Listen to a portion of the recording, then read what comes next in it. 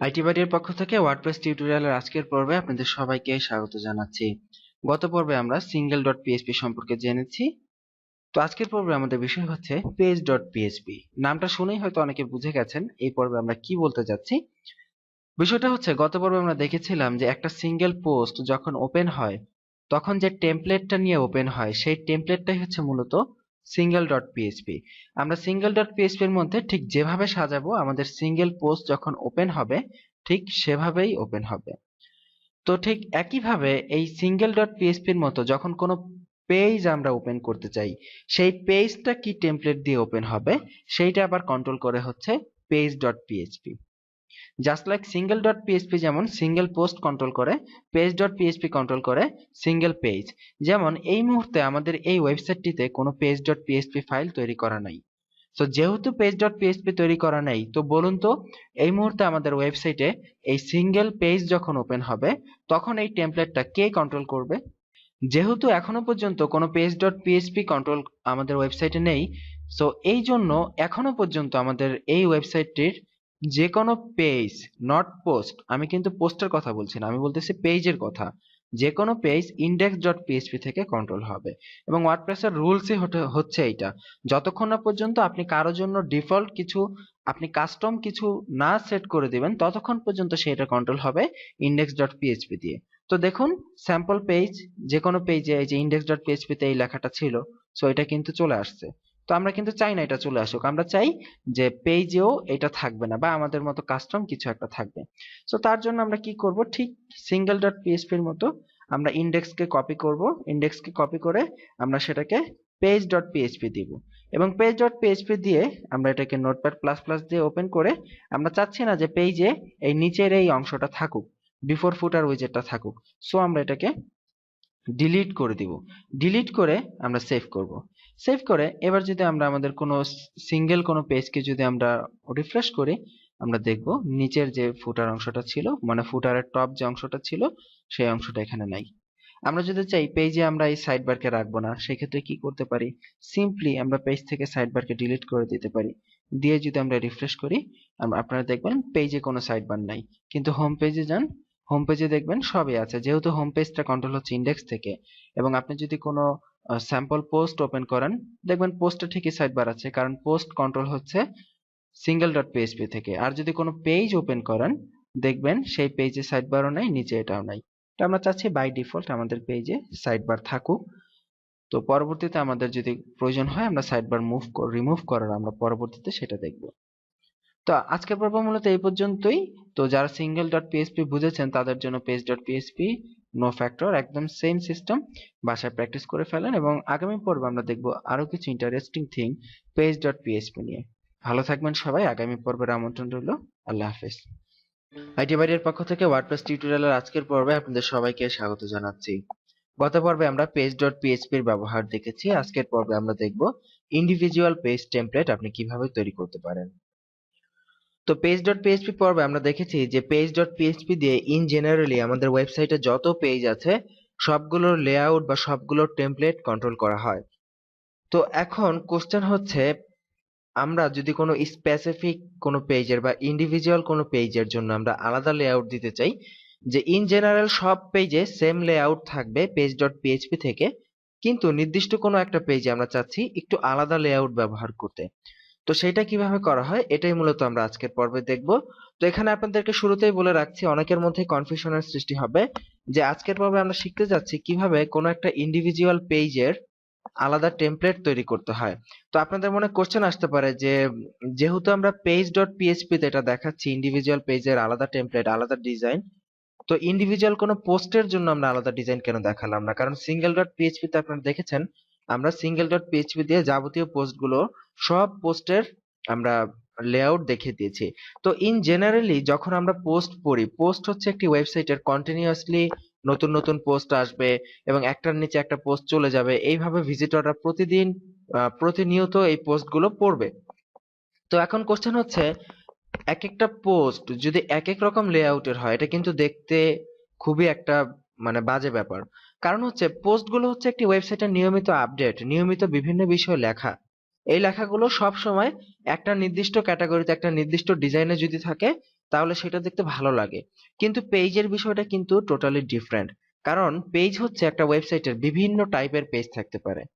যেমন ধরুন এখানে এই যে একটা পোস্ট এবং এই যে একটা পোস্ট, প্রত্যেকটা পোস্টে কিন্তু একই টাইপের, মানে প্রত্যেকটা পোস্টের জন্য একই রকম ডিজাইন দেয়াটাই হচ্ছে পারফেক্ট। কিন্তু পেজের জন্য আলাদা ডিজাইনের প্রয়োজন হতে পারে। যেমন ধরুন এখানে আমাদের ওয়েবসাইটে কয়টা পেজ আছে: about us, contact, games, privacy policy, sample page. এখন আপনি একটা জিনিস চিন্তা করেন, অ্যাবাউট আস পেজের যে ডিজাইনটা থাকবে এবং কন্টাক্ট পেজের যে ডিজাইন, এই দুইটা সেম নাও থাকতে পারে, বা প্রাইভেসি পলিসি পেজের ডিজাইন এবং গেমস পেজের ডিজাইন এই দুইটা সেম নাও থাকতে পারে। আবার আমাদের আলাদা কোনো স্পেশাল ডিজাইনের পেজের প্রয়োজন হতে পারে।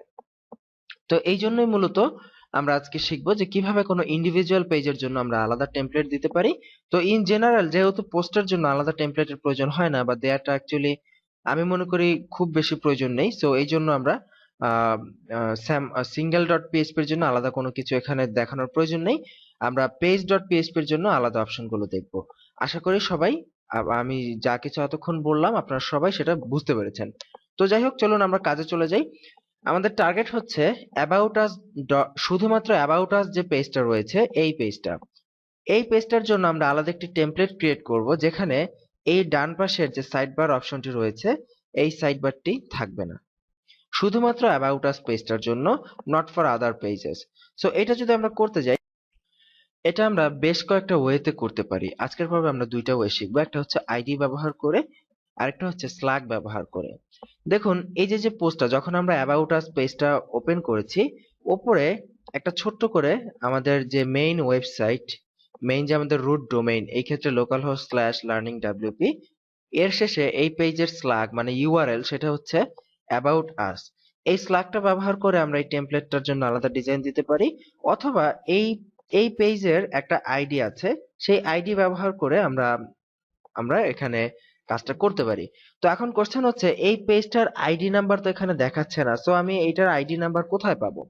তো যে কোনো পেজের আইডি নাম্বার যদি আপনি পেতে যান, আপনাকে প্রথমে ড্যাশবোর্ড থেকে আপনি পেজে যে ক্লিক করবেন, এই যে অ্যাবাউট আস রয়েছে এখানে যদি আপনি এডিটে ক্লিক করেন, অ্যাবাউট আস পেজটা এডিটে ক্লিক করলে আপনি ইউআরএল এ উপরের দিকে লক্ষ্য করলে দেখবেন এই যে হোয়াট পোস্ট ইকুয়ালস টু 10, এই যে এখানে ছোট্ট করে পোস্টের শেষে ইকুয়ালস টু দিয়ে 10 দেয়া থাকবে। So this is your ID number. So এই আইডি নাম্বারটা নিয়ে আমরা এই অ্যাবাউট আস এর জন্য আলাদা টেমপ্লেট তৈরি করব। তো আমরা অলরেডি দেখেছি যে আমাদের অ্যাবাউট আস পেজের আইডি হচ্ছে 10। সো আমরা যেটা করব, পেজ ডট পিএইচপিটা এটাকে আমরা ডুপ্লিকেট করছি কপি পেস্ট করে, এবং এইটার নামটাকে আমরা এমন ভাবে দিব, এইমাত্র যেহেতু আমরা জানলাম যে অ্যাবাউট আস পেজের আইডি হচ্ছে 10, সো আমরা পেজ এবং হাইফেন তারপরে আমরা দিব 10।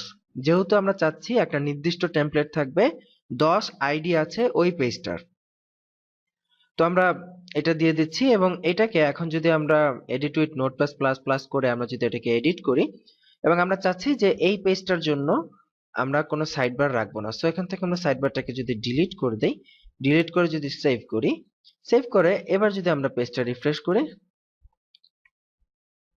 দেখুন শুধুমাত্র ইন্ডিভিজুয়াল অ্যাবাউট আস পেজের জন্য সাইড বারটা নাই হয়ে গেছে।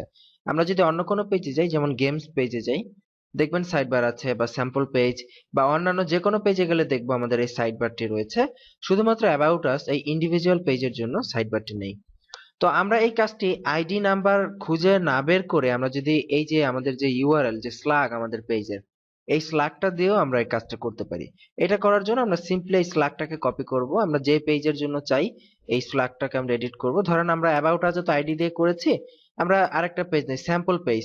স্যাম্পল পেজ আমরা কি করব, এই যে যে মেটা ইনফরমেশনটা রয়েছে এই মেটা ইনফরমেশনটা আমরা রাখবো না।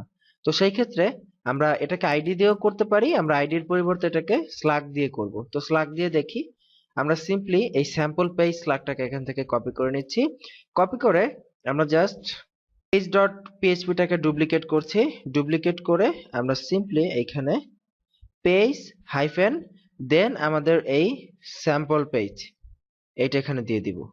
দিয়ে দিলে আমাদের এই স্যাম্পল পেজের জন্য শুধুমাত্র এই টেমপ্লেটটা কাজ করবে। সো এখন আমরা এডিট করে আমরা যদি স্যাম্পল পেজে মেটা ইনফরমেশনটা না রাখি, কেটে দিলাম। আবার যদি আমরা চাই এখানে স্যাম্পল পেজে কোনো হেডিং আসবে, যেমন এখানে আমরা যদি চাই যে কোনো একটা কাস্টম হেডিং আমরা এখানে দিব, আমরা চাইলে সেটা ইনক্লুড করতে পারি। যেমন ধরুন আমি এখানে একটা কাস্টম হেডিং দিচ্ছি,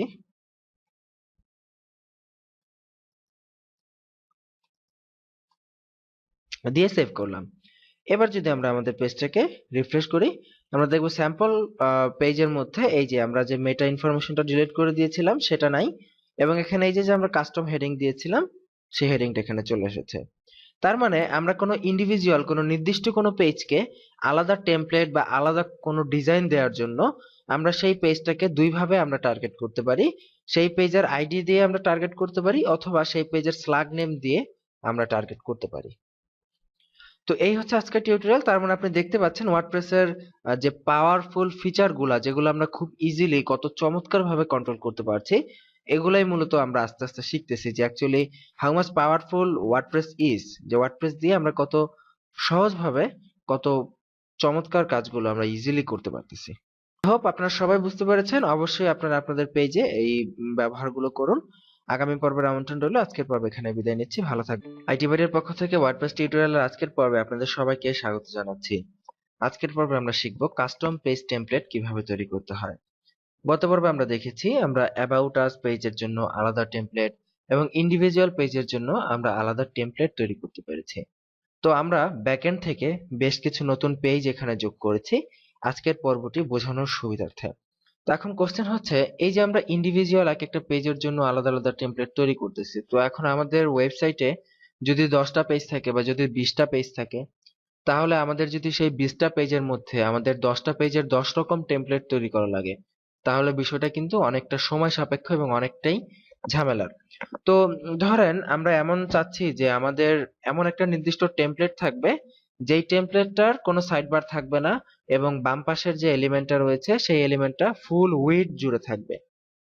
তো এরকম যদি আমরা একটা টেমপ্লেট তৈরি করতে পারি, এবং আমরা যদি সেই টেমপ্লেটটা আমাদের যে যে পেজে দরকার আমরা যদি সিম্পলি এক ক্লিকে বা সেটাকে যদি খুব সিম্পলি আমরা সিলেক্ট করে দিতে পারি, তাহলে কিন্তু বিষয়টা অনেক ইজি হয়ে যায়।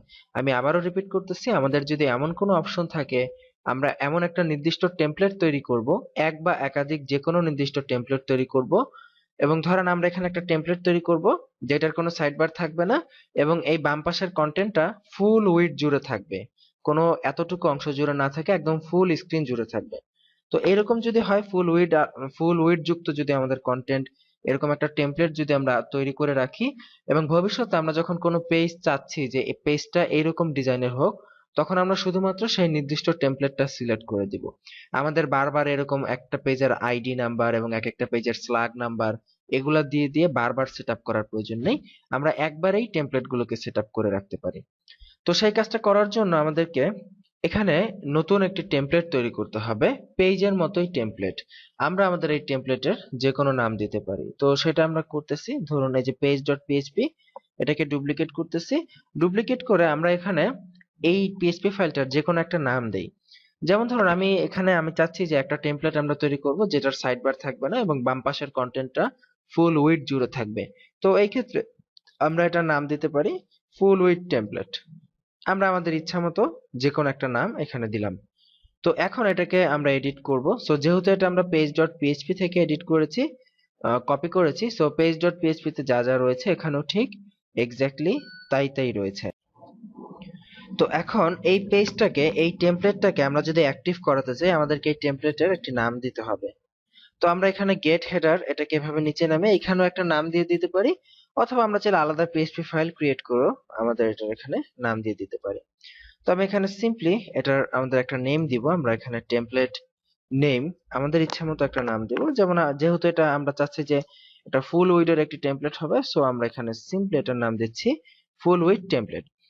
এখন আমরা যেটা করব, আমরা আগে একটু দেখে আসি, আমরা এটার কোনো ডিজাইন চেঞ্জ করার আগে আমরা আমাদের পেজগুলোতে আবার পুনরায় চলে যাচ্ছি, এবং এখান থেকে কোনো একটা পেজ আমরা এডিট করি। যেমন আমরা তো অলরেডি অ্যাবাউট আস এবং অন্য আরেকটি পেজ স্যাম্পল পেজের জন্য আমরা ইন্ডিভিজুয়াল টেমপ্লেট করেছি। আমরা যদি এখন এই ডিসক্লেইমার পেজের জন্য এই ফুল উইডটাকে অ্যাপ্লাই করতে চাই, সেই ক্ষেত্রে আমরা সিম্পলি ডিসক্লেইমারকে এডিট করব।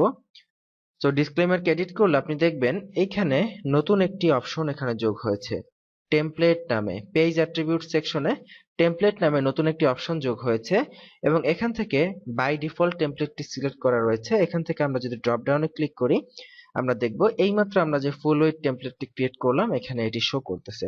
সো সিম্পলি আমরা এখান থেকে ফুল উইডথটাকে সিলেক্ট করে যদি আপডেট দেই, আপডেট দিলে আমাদের ডিসক্লেমার পেজ বর্তমানে পেজ ডট পিএইচপি ব্যবহার না করে আমরা এইমাত্র যে ফুল উইডথ টেমপ্লেট ডট পিএইচপিটা ক্রিয়েট করলাম সেই টেমপ্লেটটা ব্যবহার করতেছে। তো এটা প্রুফ করার জন্য চলুন আমরা এখান থেকে কিছু একটা ডিলিট করে দিই। আমরা মেটা ইনফরমেশনটা ডিলিট করে দেই। ডিলিট করে দিলাম, দিয়ে দেখি আসলেই করতেছে কিনা। রিফ্রেশ করি, এই যে দেখুন মেটা ইনফরমেশনটা এখান থেকে চলে গেল। তো আমরা চাচ্ছিলাম এটার এখন জাস্ট সিম্পলি আমরা ডিজাইন চেঞ্জ করব। আমরা সাইড বারটাকে ফেলে দিব এবং বাম পাশের কন্টেন্টকে উইথ 100% করে দিব। সো আমরা সাইড বারটা যেখানে যেটা এখন শুধু আমাদের সিম্পল এডিট, এটাকে ফেলে দিলাম এবং এই যে যে লেফট কন্টেন্ট যেটা রয়েছে এটার আমরা একটা আলাদা স্টাইল দিয়ে দেব। এখানে আমরা এখানে ইনলাইন স্টাইল দিব যাতে করে এটা উইথ 100% হয়ে যায়। সিম্পলি দিয়ে দিলাম। এবার যদি আমরা পেজটাকে রিফ্রেশ করি আমরা দেখব একটা 100% উইডের একটা টেমপ্লেট আমরা তৈরি করতে পেরেছি। এবং অন্যান্য যে পেজগুলো আছে সেগুলো কিন্তু এখন আর এরকম দেখাবে না, কারণ সেই পেজগুলো in general page dot PHP থেকে পাবে, বা আমরা যদি কোনো ইন্ডিভিজুয়াল ডিজাইন তৈরি করে থাকি তাহলে সেখান থেকে পাবে। আদারওয়াইজ শুধুমাত্র এই মুহূর্তে ডিসক্লেইমার পেজটাই ফুল উইডথ টেমপ্লেট ব্যবহার করতেছে।